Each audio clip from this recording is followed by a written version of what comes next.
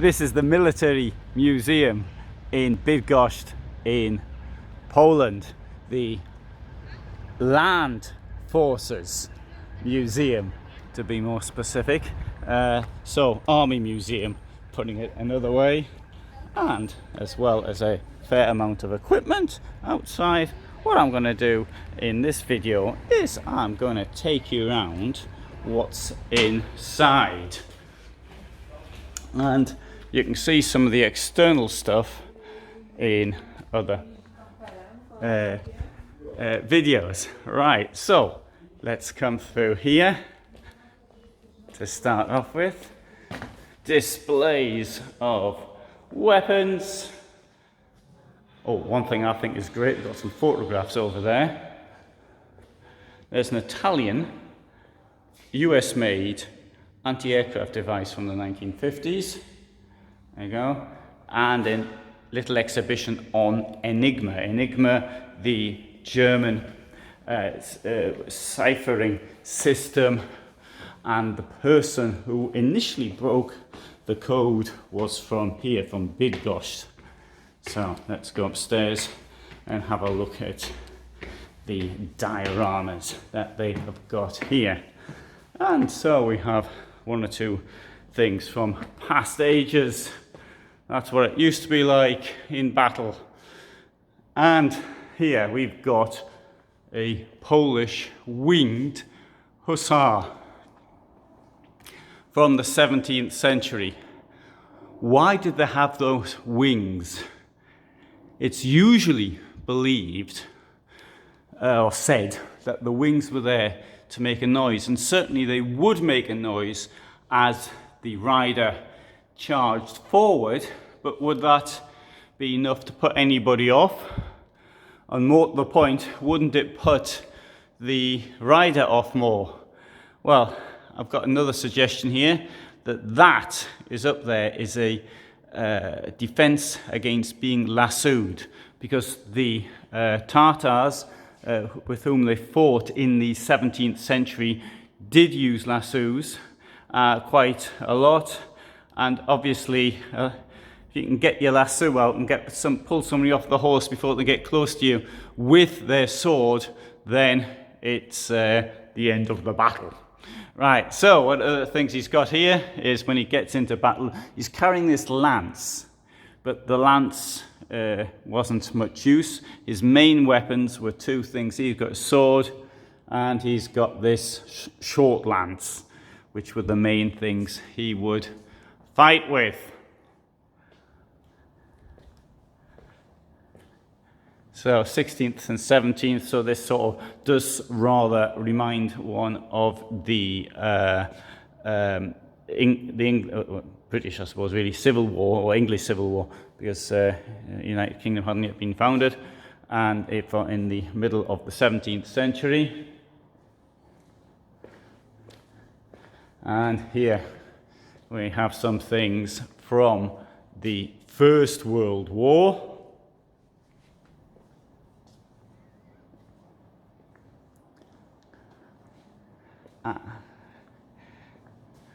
So Poles fought on both sides in the war. In this area, people would have been conscripted into the German army, as this Bydgoszcz was then part of Germany. It was taken by Prussia during the First Division of Poland in the third quarter of the 18th century. Poland became independent. Bydgoszcz became part of Poland in 1920 after the Treaty of Versailles. This diorama here is meant to be the Bolshevik War and often called the Battle of Warsaw, which was fought from the 13th to 25th of September 1920, occasionally called the Miracle on the Vistula. And so this was a war to settle the borders. Some borders were settled by Versailles, but others in the former Russian Empire were settled by armed conflict. And so this is meant to be a diorama. So you have this poor Bolshevik soldier there lying on the ground, the machine gun Maxim's been smashed up, and these ones here are the Poles, and this one here, he's even reloading his weapon as he charges forward. For both sides, that would have been an incredibly difficult war to fight. From the point of Russia, which, or it's not quite yet the Soviet Union, it became the Soviet Union later, so it's a country which the officers would have been largely on the other side in their own civil war, and trying to make something by the Bolsheviks, trying to put something together without an organizational history behind it. Also in the case of Poland, whereas it did have its officers, but the officers came from various different backgrounds, from the three parts of Austria, Germany, and Russia. And as such, you're trying to make a new army out of three defeated armies from the First World War.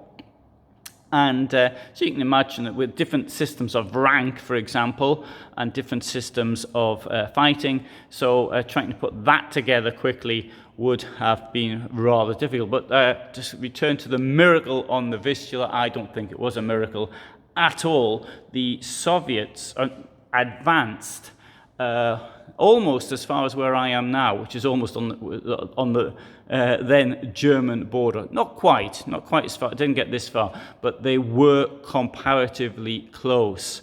And they advanced from the Dnieper. So saying they advanced from the Dnieper to the Vistula in the space of a few weeks, which in the Second World War, using far better logistics, took 9 months to do.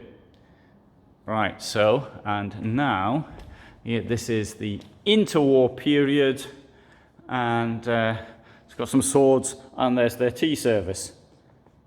Now, over here we have, it's now onto the Second World War, and what we've got here is an anti-tank weapon, which is really very, very curious, because this anti-tank gun turned up in Finland, and what happened, I suspect, was that it was supplied, it was captured by the Germans after the Polish campaign, put into storage somewhere, and during the continuation war, that is to say from June 1941, because Finland was defeated by the Soviet Union in the so-called Winter War, so from the end of November to beginning of March, end of November 39, beginning of March 1940, and had to cede territory, but then it tried to reclaim the territory after the German invasion. So Finland attacked the Soviet Union 3 days after the Nazi invasion of June 1941. And so this would have been supplied to Finland, and it turned up in a museum in Finland, and it found its way here. And so here's some material from the Polish campaign of 1939, or the September campaign, September 1939. And you see some weapons which look pretty modern, in fact, even that, well, pretty modern, 1980s-ish. There. Now, this resulted in a Polish defeat, and Poles were taken off to POW camps, both east and west. This is a mock-up of a train, it's something new. And those officers who were taken east, many of them ended up being murdered in the Katyn massacre, because the Katyn massacre is a collective word for massacres which happened over a large area. And so we can actually see here those places are mentioned. So Kherson, Starobielsk, Kharkov, Kiev, Minsk, Kozielsk, Katyn, Ostashkov, and Kalinin, między Neue. So, which took the lives of thousands of Polish officers. And in April 1943, these graves were found. I have a theory it happened early, but it's not the moment to actually discuss that now. But I'll do that in a different video. The graves were found, and rather cynically, the Nazi authorities decided to invite the Red Cross to investigate. So at the same time as the Warsaw Ghetto uprising was going on, in fact, some Americans who were invited to go there actually saw the smoke coming from the Warsaw Ghetto, because the plane actually had to land in Warsaw. So extreme cynicism, but this led to the breakup of the Soviet-Polish alliance as such. Now, Poles fought on a variety of fronts, because now once more the country was split initially between the Nazis and the Soviets, but then once it got split, the Nazis invaded the Soviet Union. Poles fought, for example, as shown here. Some were recruited, those escaped or found themselves POW camps in the Soviet Union were then recruited into the Soviet armed forces, which this represents. And here we see, for example, in this diorama, there's a lady there. There was many ladies in the Polish armed forces, because obviously there's a shortage of men as a result. And here we see some uniforms from the battles which took place in the east. What we've got here is mainly Soviet manufactured equipment, although I suspect the radios actually made in the United States, could have been made in the UK. And some Poles, though, ended up in the West. They were allowed to leave the Soviet Union. And the most famous battle of all is Monte Cassino. And you can see my videos from Monte Cassino itself. Incredibly difficult terrain. Now, the Poles actually took part in the last battle of Monte Cassino. In fact, they captured it on the 18th of May 1944. But it wasn't so much the monastery, because they just walked into the monastery. It was the hill above the monastery, which is the important one. So you can see that in the videos that I've done from the site, that the monastery doesn't actually, it wasn't the main target, if you like, but rather the hill. The German paratroopers who had been defending it had pulled out the day before, and that does need to be said. But one thing very important is that the Poles who were there, they turned up from the Soviet Union, many of them without boots, in rags, and then they managed to get together to form an army. As you can see, they're all equipped with British equipment. And you see here, this gentleman, he's firing a Bren gun, and it's the same type of Bren gun I used in the army more than 35 years later.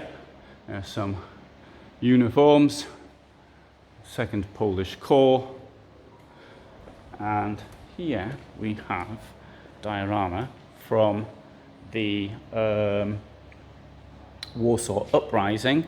This down here is called a Goliath. It was a tracked mine, so it moved forward, controlled by wire, and that would then explode where it was going. These were used also, for example, at Anzio, and used massively in another place, and in which temporarily I have forgotten. You can see here, though, he's got his armband on, showing he's from the Polish Army, WP, Polish Army, and but he's wearing a German helmet and a German smock, which sort of stands to reason. So anyway, so World War II comes to an end. Poland's occupied by the Soviet Union, and here we have, in the interwar period, after-war period, some equipment. But what I find particularly interesting is this one here. He's got a flamethrower, but see, he's got this leather suit on, this leather combination, and that is to protect him, because when he's a flamethrower fires fuel really effectively, which is on fire, and it doesn't have much. He can't really carry a great deal, so he's only got a few seconds use of the thing. But the thing is that fuel can drop out and all sorts, so that is there to protect him. But imagine trying to run with that thing on your back and wearing those clothes. So, famous Kalashnikov. And here we have them in NBC gear. When I was in the army, we did our training often with NBC equipment on. So that's what they're wearing here. Although ours, or so they said at the time, was much more comfortable than the Soviets had. There are some Poles who've gone in the 2004 Battle of Karbala, 3rd to 6th of April 2004. And here's some uniforms from the more modern period and uniforms from the time that Poland has been in NATO. Oh, and there's some training in the 70s of the 20th century. Right, good. So I hope you found that of interest, and I shall do more on this in other videos on this subject and others. So please see my site, and particularly, for example, here we have from the Battle of Arnhem. I went there in 2018 and did a fair bit of filming. Fortunately, most of the filming I did was lost when the hard disk went down, but I did do a fair bit which survived. Okay, thanks for watching.